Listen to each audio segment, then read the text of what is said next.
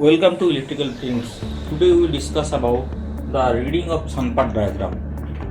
Step 1. Locate the required hour line on the diagram. Step 2. Locate the required date line, remembering that solid are used for January to June and dotted lines for December. Number 3. Step 3. Find the intersection point of the hour and date lines. Remember to intersect solid with solid and dotted with dotted lines. Step 4. Draw a line from the very center of the diagram through the intersection point out to the perimeter of the diagram.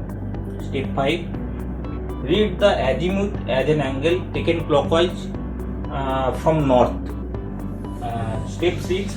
Trace a concentric circle around from the intersection point to the vertical north axis on which is displayed the altitude angles.